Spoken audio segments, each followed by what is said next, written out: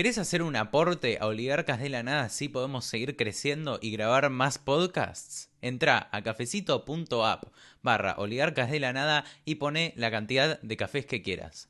Muchas gracias y ahora vamos con el podcast. Estamos. Bueno, buenas a nuestros oyentes. Bienvenidos a una nueva edición de Oligarcas de la Nada. Hoy vamos a hablar de algo muy especial que antes no habíamos tocado en el podcast, no habíamos hablado. Vamos a hablar del trabajo sexual y cómo se vive, y más ahora en la pandemia, con una invitada muy especial. Hoy estamos con Georgina Orellano, que para quienes no la conocen es la secretaria general del Sindicato de Trabajadores y Trabajadoras Sexuales de nuestro país. Y bueno, te agradecemos mucho por estar acá con nosotros y cómo estás, Georg. Hola, ¿cómo están? No, muchas gracias a ustedes por la invitación. No, gracias a vos por venir. Bueno, para empezar, ¿puedes empezar contándonos cuáles son los derechos que reclaman los trabajadores sexuales y cómo se vio afectado su trabajo en la pandemia? Sí, el trabajo sexual en Argentina es una actividad laboral no reconocida por el Estado, donde rigen en los distintos municipios y provincias códigos contravencionales, artículos de falta y normativas que criminalizan los espacios y las formas de organización en la que nosotras y nosotros podemos desarrollar nuestra actividad. O sea, nos empujan directamente la existencia de este tipo de normativas criminalizadoras y punitivas a que terminemos trabajando en la clandestinidad, expuestas a distintas situaciones de abuso, sobre todo por parte de las fuerzas de seguridad. En ese contexto, en donde tenemos que ejercer el trabajo sexual en Argentina, nosotros lo que pedimos es un marco legal que nos saque de esta clandestinidad, donde el Estado esté presente, garantizando que los derechos nuestros no sean vulnerados y donde se eliminen este tipo de normativas que lo que hacen es entregarle más poder de autoridad a la policía para que nos hostigue, nos detenga de manera arbitraria, y esto posibilita que tengamos que terminar pagándole coimas policiales para que nos dejen trabajar de manera tranquila. El marco legal, más allá de que nos saque de la clandestinidad, también lo que nos ampara, la forma en la que nos debería amparar el Estado es otorgándonos también derechos laborales, que es una de las demandas históricas de nuestro movimiento, que nosotras exigimos tener obra social, hacer también aporte jubilatorio y poder jubilarnos, entendiendo también que en nuestro colectivo el 86% de quienes ejercemos el trabajo sexual somos mamás, jefa de hogar, que tenemos a cargo de 1 a 7 hijos, y que nuestro entorno familiar subsiste con nuestro ingreso económico. Entonces estamos hablando de mamás solteras, que el único ingreso que tenemos es este, y que necesitamos de políticas públicas. Y esas políticas públicas se van a crear para favorecer y mejorar nuestras condiciones de trabajo, siempre y cuando se reconozca nuestro trabajo como tal y seamos nosotras parte de las discusiones y el diseño de estas políticas. Claro. En todo esto de las demandas que tenemos, ¿cuál es la realidad hoy de las trabajadoras y los trabajadores sexuales en el contexto de pandemia y crisis sanitaria? Es de una precariedad que fue aumentando de manera desnivelada, con situaciones que dejan reflejado justamente la precarización laboral de nuestro colectivo y sobre todo la ausencia de políticas públicas. O sea, desde que empezamos la cuarentena en marzo del año pasado, nos vimos imposibilitados de salir a trabajar, y al ser únicamente nuestro ingreso económico en el que subsisten el resto de nuestra familia, eso ya genera como una precarización de que si no salimos a trabajar no tenemos dinero, y si no contamos con ingreso o ninguna otra política pública en la que apoyarnos, nuestras vidas se precarizan más. Entonces Claro. comenzamos a tener otros distintos tipos de violencia. Una de ellas la violencia económica, endeudarnos es una de nuestras grandes problemáticas, endeudarnos para comer y endeudarnos para pagar el alquiler y no terminar siendo desalojada o estar en situación de calle. Más allá de que haya un decreto presidencial que se prohíbe el desalojo hasta el 31 de marzo de este año, lo cierto es que las formas de alquiler o de acceder a la vivienda por parte de nuestros sectores de una manera muy precaria, que refleja también cuáles son las consecuencias de ser un sujeto inexistente en esta sociedad. O sea, la puta no existe como sujeto político o como el sujeto de ciudadana o ciudadano, y uno de los derechos que se nos vulnera es de acceder a la vivienda.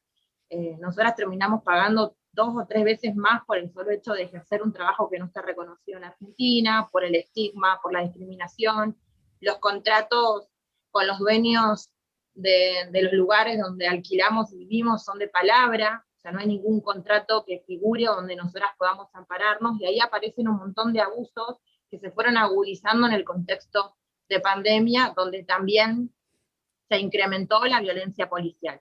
O sea, ya venimos acarreando un montón de abusos y violencias, y la violencia policial dejó de disminuir, aumentó en contexto de COVID-19, y eso para nosotras es una alarma, ¿no? Es decir, bueno, es urgente que se generen políticas públicas, porque no puede ser que la única respuesta que tenga el Estado es aumentar la violencia policial.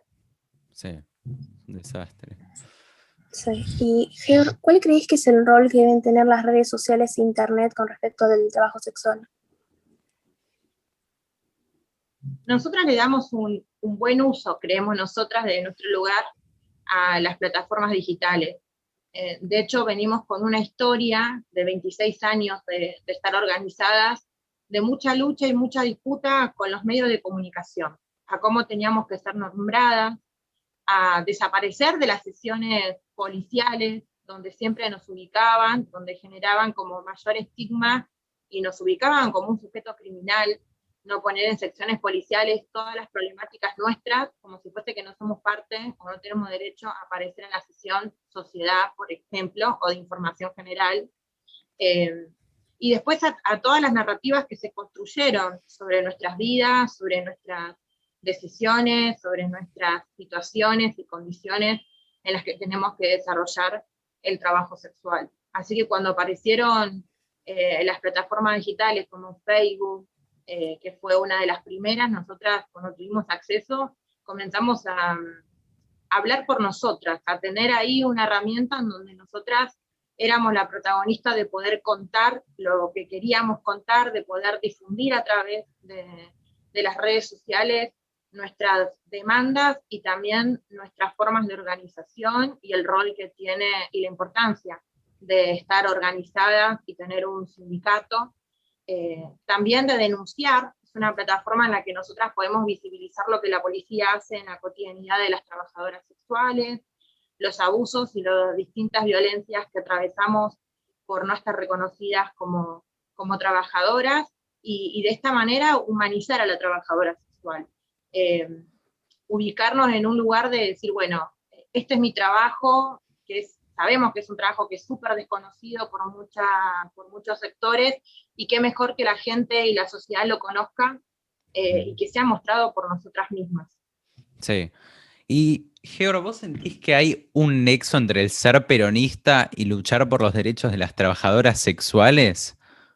¿Cómo lo vincularías vos de alguna forma?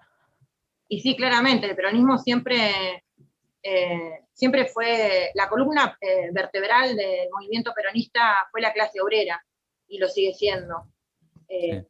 Entonces esto, para un peronista no hay mejor, cuando dice no hay mejor que otro peronista, pero como el sujeto político que está atravesado por el peronismo es el trabajador y es la trabajadora. Sí. Entonces, claramente que nosotras sentimos que hay una unión que interpela dentro del peronismo, que hacen con las putas, ¿no? ¿Qué hacemos con las que se reconocen como trabajadoras sexuales y piden obra social y piden jubilación y piden acceder a ese piso de conquistas que nos dejaron las luchas de los movimientos sindicales bajo los gobiernos peronistas? Sí. Y sabemos que el peronismo también está atravesado por cuestiones morales. Nosotras tenemos grandes discusiones con un montón de compañeros y compañeras que tienen una mirada también sacralizada de la sexualidad, y también tienen una mirada que por ahí quedó como muy limitada a otros contextos, que no son los contextos actuales en los que se da la posibilidad no solamente de discutir trabajo sexual, sino que se da la posibilidad de tener una ley de interrupción voluntaria del embarazo, ley de matrimonio igualitario, ley de identidad de género, y sabemos que va a seguir siendo una gran batalla que vamos a tener que dar dentro de ese espacio como muchos otros, Sí. porque el estigma y el gran debate que hay sobre el trabajo sexual no solamente atraviesa el peronismo, sino atraviesa todos los feminismos, nos atravesó también el movimiento sindical, cuando Amar en los inicios de la organización, allá por los años 90, tuvo que dar grandes batallas y debates para ser incluidas dentro de la central de trabajadores y de trabajadoras. Sí. Sí, y ahora yendo más para el lado de las leyes, nos gustaría preguntarte si Amar tiene alguna propuesta para en simultáneo, o sea, el darles derechos a las trabajadoras sexuales, en simultáneo combatir la trata. ¿Hay alguna propuesta que tengan ustedes desde Amar? Esa fue y sigue siendo un debate de manera permanente dentro de nuestro espacio de mucha discusión entre las y los que somos parte del sindicato de trabajadoras y de trabajadores sexuales, de qué hacemos con la trata, y si efectivamente es una responsabilidad que tenemos que cargar sobre nuestro hombro las putas, ¿no? Porque ya es como demasiadas luchas tenemos que dar contra la violencia institucional, la falta de derechos, las desigualdades, el estigma y la discriminación, y estar dentro de una central de trabajadores y de trabajadoras y compartir experiencias sindicales con otros trabajadores y trabajadoras, nos interpela un montón que, por ejemplo, a los compañeros trabajadores textiles no se le exija que sean ellos los que luchen contra la trata de los talleres clandestinos, y tampoco ellos se piensan como salvadores de otros trabajadores, sino que sí se piensan como sujetos políticos que se pueden sentar con el Estado y pueden diseñar políticas públicas que intente terminar con la explotación y la trata laboral que hay dentro de ese mercado. Lo mismo con los trabajadores rurales, ¿no? No se les exige que en su política que le lleven a pedir al Estado sean ellos que se enarbolen con la bandera de luchar contra la trata laboral y contra los empresarios, exponiendo y arriesgándose hasta sus propias vidas. Claro, es un rol del Estado el que demandan Nosotras ustedes. creemos que es un rol del Estado, y aparte, bueno, que nosotras tenemos una compañera, Sandra Cabrera, que en la ciudad de Rosario, en el año 2003, ella comienza a denunciar la complicidad de la policía, sobre todo de moralidad pública, que luego del asesinato de nuestra compañera fue disuelta, pero ella empezó a denunciar la complicidad policial que le otorgaba moralidad pública para que funcionen los cabarets en la terminal de Rosario, donde se explotaba sexualmente a niños y a niñas. Se le otorgó, frente a la denuncia pública que hizo en los medios de comunicación, custodia policial, pero luego se le quitó la custodia, y 2 días después de que se le haya quitado la custodia policial, aparece asesinada con un tiro en la nuca, en la esquina donde ejercía el trabajo sexual. Así que también cargamos con esa historia de impunidad, que es parte también de la impunidad con la que convivimos de manera diaria con las fuerzas de seguridad. Cargamos con el pedido de justicia de Sandra Cabrera, y todo eso nos hace pensar de que es el Estado el que tiene que luchar contra la trata de personas, y que tiene que generar políticas que garanticen los derechos, en este caso, de quienes decidimos libremente ejercer el trabajo sexual. Claro, y ahora ya pasando un poco más a esta disputa entre el regulacionismo y el abolicionismo en el feminismo, ¿crees que es posible que convivan estas posiciones activamente en políticas públicas, o crees que sí o sí va a terminar por un lado de la discusión triunfando sobre el otro? Nosotros no creemos necesariamente que la salida tiene que ser la confrontación y la victoria de un sector excluyendo al otro.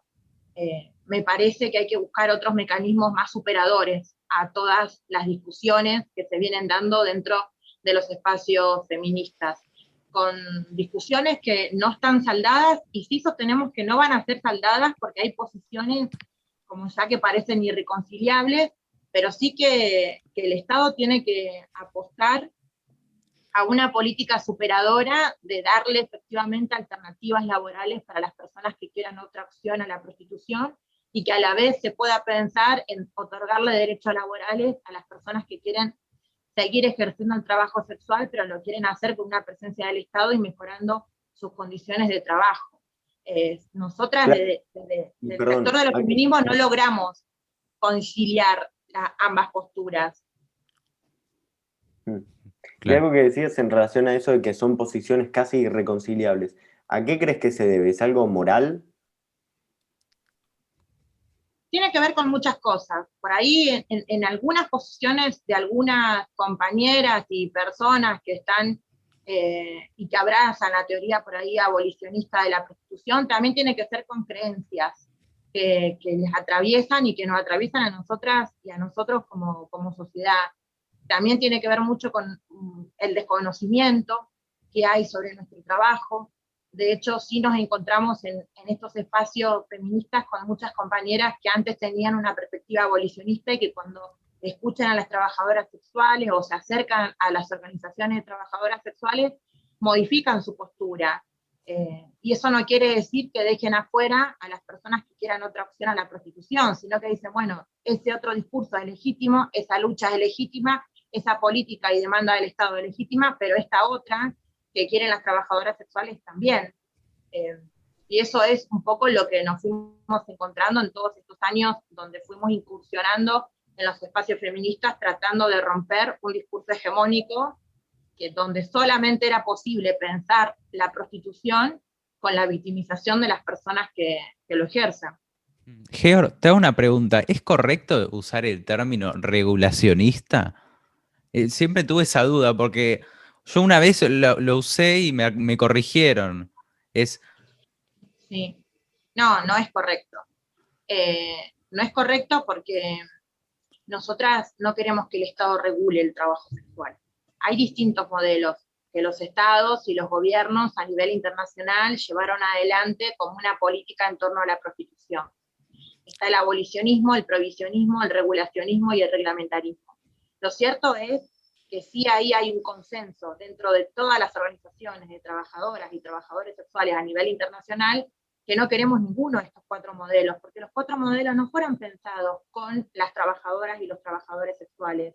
No hubo una mesa donde nos invitaron a participar para diseñar este tipo de políticas y este tipo de medidas. Entonces, pensamos en otro modelo que se salga por fuera de estas lógicas de pensar en abolir, prohibir, regular y reglamentar, y el modelo que apelamos nosotras es un modelo de despenalización, que despenalice el trabajo sexual y que básicamente eliminar todas las normativas punitivas que le otorgan poder a las fuerzas de seguridad y a los operadores judiciales para detener, perseguir y hostigar de manera arbitraria a nosotras.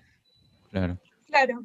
Y otra pregunta que teníamos es que hace un tiempo escracharon a Mar por supuestamente organizar cooperativas que no dejaban irse a los trabajadores. Y te queremos preguntar cómo vieron ustedes esto y cómo responderías a este escrache. Sí, primero me parece que personalmente yo tengo toda una postura ya de por sí antipunitiva, no estoy a favor de los scratches en ningún ámbito, y tampoco estoy a favor de que todos los problemas sociales, y en este caso las discusiones que hay dentro de los feminismos, sean resueltas con los scratches o con el derecho penal.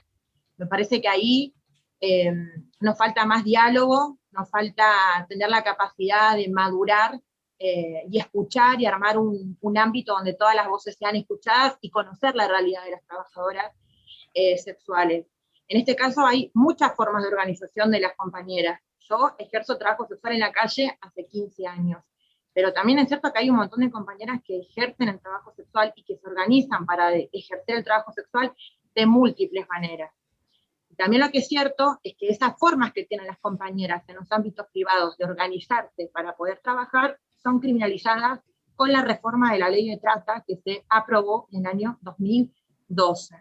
Entonces, venimos nosotras de esa historia, de una reforma de la ley de trata que se aprobó en secciones extraordinarias, que no contó con la participación de las trabajadoras sexuales, que anuló el consentimiento de la persona, que eso es muy peligroso, no pensar que una persona que está en prostitución no tiene consentimiento y que el testimonio no es válido. O sea, yo como feminista antipunitivista no avalo que la justicia se arrobe la representación y la reinterpretación de nuestros testimonios y que haya un control social y sexual sobre las trabajadoras sexuales. Entonces, ese tipo de escraches defienden una reforma de la ley de trata que le da más poder a la policía y a los operadores judiciales y que nada se dice qué pasó con la reforma, qué cambios se generaron, si hubo beneficios para las verdaderas víctimas de trata, qué pasó y qué nos dice que en el Ministerio de Seguridad encontremos un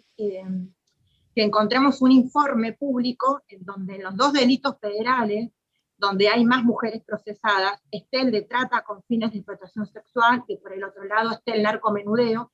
Eso ya de por sí nos tiene que generar ciertas alarmas de qué estamos haciendo, pidiéndole a la justicia que resuelva un problema social, como lo es la trata de personas, cuando la justicia en muchos casos también es parte del entramado de complicidad que hay para que sigan existiendo las redes de trata y que terminen de igualar que la trata de personas no es lo mismo que el trabajo sexual y que nuestras voces sean respetadas y que nuestro testimonio y nuestro consentimiento sea válido. Claro. Y una pregunta, también hace un tiempo circuló un fragmento, por lo menos, aunque sea un poco amarillista, un fragmento con una entrevista entre Babi Echecopar y vos y otra compañera tuya, donde les preguntaban esto, como haciendo una relación entre el trabajo sexual y la trata, que como que en el día a día por ahí, como que uno piensa quizás desde afuera, como que por ahí se terminan conociendo y vinculando, y salió como un clip que se difundió en Instagram, quizás un poco amarillista, no sé, en el que vos decías que conocías un Yo no lugar lo de- dije. Sí, Si lo podríamos ver, si lo podés ver de vuelta, yo no lo dije. Eso lo dijo la otra persona que estaba conmigo, que es la fundadora de AMAR, y podrían preguntarle a ella por qué lo dijo y en qué contexto lo dijo. Esa para mí fue una de las primeras experiencias que tuvimos en la participación de estar en los medios de comunicación, en la televisión, y cuando nos llegó la invitación de Babi Echecopar, que en ese momento hacía un programa en la medianoche en el canal C5N, para nosotras se presentó en ese contexto donde estábamos atravesando de la avanzada de políticas antitrata que terminaban criminalizando y prohibiendo un montón de lugares donde nuestras compañeras trabajaban, se presentó como la posibilidad de contar nuestra realidad, frente a que el resto de los medios de comunicaciones, en ese momento y en ese contexto, no contaban con la participación nuestra y eran muy resistentes a que nosotras podamos dar nuestra información o a querer hacernos notas. Esa fue una de mis primeras experiencias como puta visible, como puta organizada. No es la mejor que tengo, por supuesto, pero me parece que también el contexto, hay que ver todo el contexto en el cual se dio esa entrevista, qué es lo que quiso decir la compañera, y también decir que en el momento que nosotras supimos en la historia del movimiento sindical de AMAR, donde había trata de personas, mataron a nuestra compañera, y los feminismos no reclaman justicia por Sandra Cabrera. Siempre somos las putas las que terminamos reclamando los femicidios de nuestras compañeras, porque matar a una puta no genera tanto clamor social como matar a otra mujer que está dentro de la categoría de la buena víctima. Claro. Claro.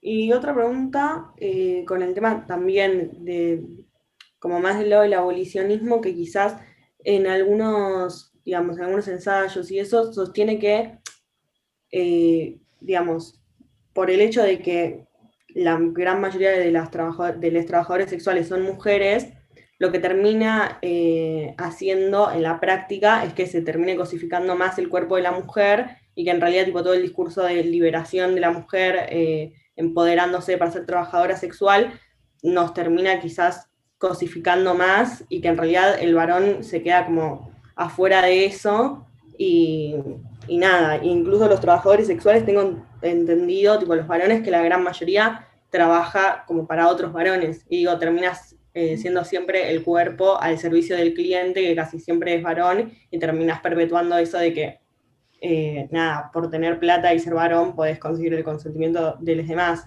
¿Qué opina Mar sobre esto? Sí, primero que nosotras nunca decimos que el trabajo sexual te empodera. Nosotras somos las primeras que criticamos todas las malas condiciones y todas las situaciones de violencia, abuso que tenemos que atravesar por ejercer este trabajo en la clandestinidad. A mí lo que me empoderó es estar sindicalizada, es tener un sindicato, es saber que cuento con un equipo de abogados y con compañeras que frente a cualquier situación que a mí me pasa, como le puede pasar a cualquiera de mis otras compañeras, vamos a estar a resguardo, que alguien va a ir a preguntar a la comisaría por nuestro paradero, que alguien va a ir a reclamar que nos liberen cuando nos llevan presa por los códigos contravencionales. O sea, a mí ningún trabajo te empodera, todos los trabajos te cosifican, todos los trabajos son explotadores, y si vamos con esta misma premisa de lo que dice el abolicionismo, de que hay un gran porcentaje de mujeres que ofrece trabajo sexual y por ende está la cosificación del cuerpo, bueno, veamos lo que pasa en otros trabajos. En el empleo doméstico, el 99% de quienes lo ejercen son mujeres. Sin embargo, nadie está diciendo hay que abolir el empleo doméstico porque feminiza la pobreza y porque ubica a las mujeres pobres en el lugar donde el patriarcado las quiere, limpiando casas y limpiando la mugre de otras personas que tienen el poder adquisitivo de poder tener una empleada de casas particulares que le sostenga el sistema. Sin embargo, a esas compañeras se luchó para que tengan su trabajo reglamentado y que tengan un piso de conquista de derechos laborales como vacaciones, obra social, días por enfermedad. Bueno, en esa misma línea vamos nosotras. Si hay que abolir un trabajo que te cosifica, y vayamos a abolir el trabajo asalariado y el capitalismo. Mientras eso no suceda, veamos qué hacemos con los trabajos que existen, y lejos de cuestionar o juzgar, o que la teoría se nos meta a ver distintas reinterpretaciones de las opciones y decisiones que toman las mujeres de los sectores populares, pensemos qué opciones también le estamos dando, porque la discusión es, bueno, no me gusta el trabajo sexual porque cosifica el patriarcado y demás, hay que abolirlo, pero la realidad es que yo cuando tuve que salir a trabajar me encontré con opciones de mierda, todas muy mal pagas, todas de trabajo de cuidado, y me parece que como feministas, en vez de pensar que la prostitución es el problema, tenemos que pensar en ver cómo le ampliamos las posibilidades para que las mujeres pobres, cuando salgan a trabajar, tengan un abanico de opciones, de mejores pagas y de trabajos que no sean tan precarios y tan desiguales. Claro. Claro, igual la cosificación, en realidad esto es una opinión, podéis ignorarla también, pero como que siento que la cosificación del trabajo sexual es quizás mucho más grave que, qué sé yo, la cosificación que tiene una mujer dentro de, no sé... Bueno, esa es la moral. Esa es la moral. Claro, pero digo, esto de abrir el abanico a las mujeres pobres también sería abrir el abanico a la gente que tiene que ser trabajadora sexual, porque no le queda otra, digamos, a que pueda hacer, qué sé yo. Sí, totalmente, otra cosa. Por ejemplo, no trabajar de nada. No, porque si a mí yo tendría la posibilidad de elegir libremente, elegiría no trabajar de nada y vivir de renta. Sin embargo, yo nací en una familia pobre. No reniego de la clase en la que vengo y tengo conciencia de clase. A mí lo que me pasa no me pasa por ser puta. Me pasa por haber nacido con este color de piel que tengo y en un barrio pobre. Entonces, habría que igualar y hacer una verdadera redistribución de la riqueza. Hasta que eso no suceda, no podemos seguir generando mayor exclusión social a las que decidieron ser putas. Claro. Y Ger, te hago otra pregunta en este tema de que vos también nos hablas sobre la falta de trabajo genuino y la precarización laboral, y es un tema que estuvo más que nada en el año pasado bastante metido, y es el tema del cupo laboral travesti-trans, entendiendo como que muchas veces la comunidad travesti-trans se ve obligada a ejercer la prostitución por esto de no tener opciones de trabajo genuino a disposición. ¿Vos creés que está relacionado, que es una conquista? ¿Cómo lo ves? No, por supuesto que estamos a favor del cupo laboral trans y siempre apoyamos la implementación del cupo laboral trans a nivel nacional. Las historias que hay dentro del trabajo sexual no siempre son las mismas. Yo te puedo contar mi historia y no va a ser lo mismo de una compañera trans que fue expulsada a sus 8 o 14 años por su familia y que el único trabajo en el que pudo acceder es la prostitución, porque el resto de la sociedad en ese momento y todavía, y aún hoy, hay en muchos trabajos en donde todavía está atravesado por discursos transfóbicos. De hecho, dentro del feminismo sigue habiendo discursos transfóbicos, como lo es conocido como la rat pen, de exclusión de las compañeras trans dentro de los feminismos, y también en muchos mercados laborales hay mucha resistencia a contratar a las compañeras del colectivo travesti trans. Mientras no hagamos una verdadera transformación de la sociedad, bueno, el Estado se tiene que hacer cargo, y apoyamos que el Estado se haga cargo con la implementación del cupo laboral trans a nivel nacional. Claro. Y otra pregunta, nos fuimos informando para hacerte la entrevista y nos dimos cuenta que te juntaste con varios diputados de distintos partidos para ver cómo llevar a cabo el proyecto de la legalización del trabajo sexual. ¿Nos querés contar un... No me junté para eso. Entonces... Vos No no dice- presentaste informes, ¿no? Del trabajo Claro, sexual en la pandemia. exactamente. No me junté para despenalizar el trabajo sexual. Nos juntamos con las distintas diputadas y diputados de distintos bloques, porque también nos recibió un diputado del PRO, que es Maxi Ferraro. Nos juntamos para hacer la entrega de los informes que tenemos hechos con estadísticas propias de nuestra organización.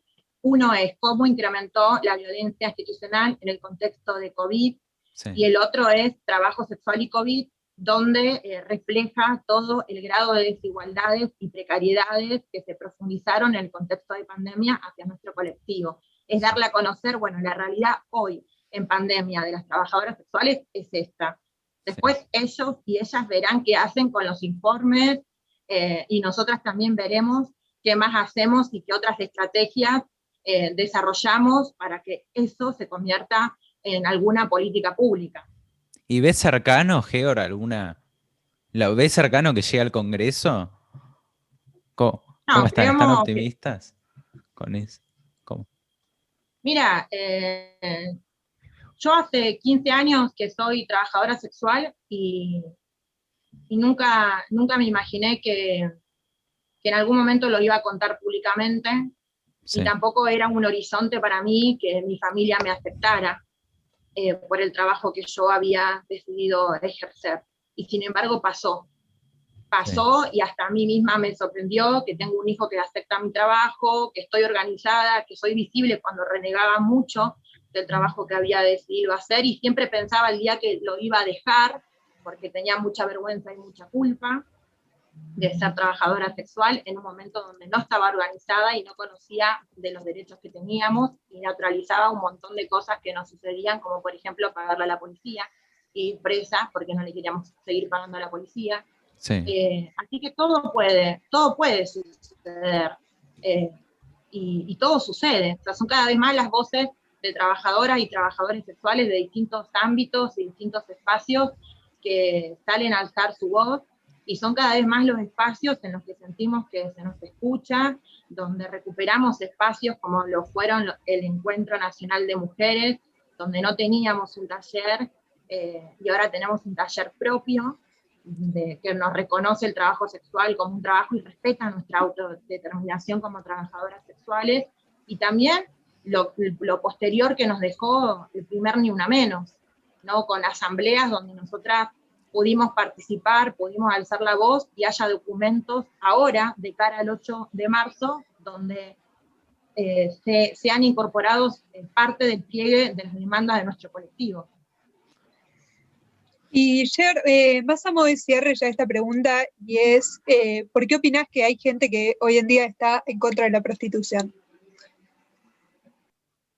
No sé si está en contra de la prostitución. Me parece que hay algunas personas que de sus buenas intenciones sostienen que ninguna persona puede decidir ejercer el trabajo sexual de manera voluntaria, y que el rol del Estado debería ser darnos reinserción laboral, capacitaciones, y nosotras nos hemos encontrado con algunas posturas reaccionarias, pero también con algunas posturas de ciertos sectores que desde sus buenas intenciones pensaban de que era la realidad misma para todo el conjunto de trabajadoras y trabajadores sexuales.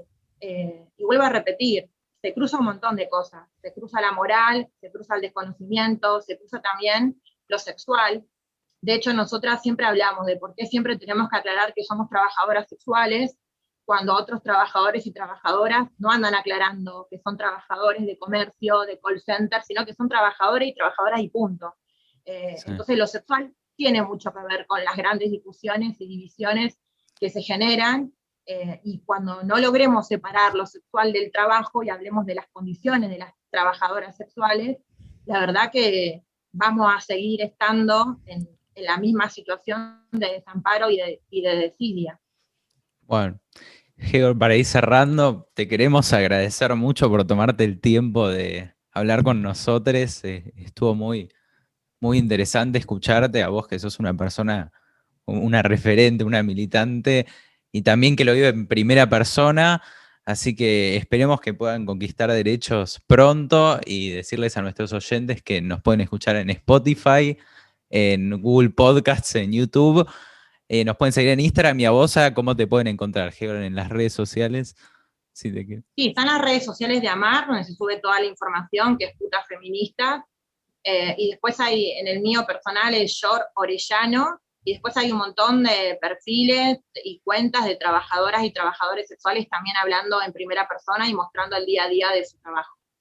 Bueno, genial, así que muchas gracias a vos y a nuestros oyentes por quedarse y nos vemos en una próxima edición.